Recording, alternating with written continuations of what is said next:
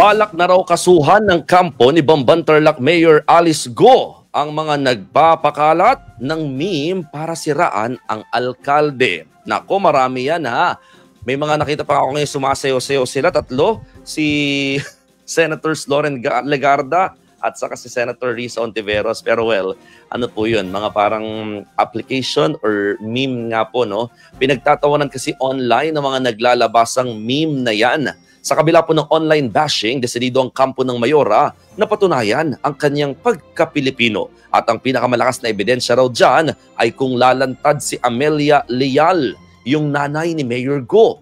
Ayon pa sa kampo niya, hindi nila kontrolado kung dadalo nga ba o hindi sa pagdinig ang ama ng alkalde dahil may sarili naman do itong pag-iisip.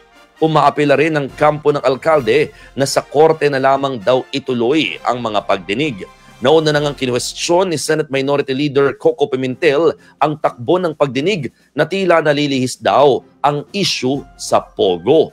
Si Senator Risa Ontiveros ang nangunguna sa pagdinig ng Senate Committee on Women, Children, Family Relations, and Gender Equality. Sa kabila ng kaliwat ka ng kontrobersya sa Mayora, tuloy pa rin daw ang kanyang trabaho. Nakahanda rin daw silang sumagot kung sakaling ituloy ng Office of the Solicitor General ang co-warranto petition para questionin ang kwalifikasyon niya bilang alkalde.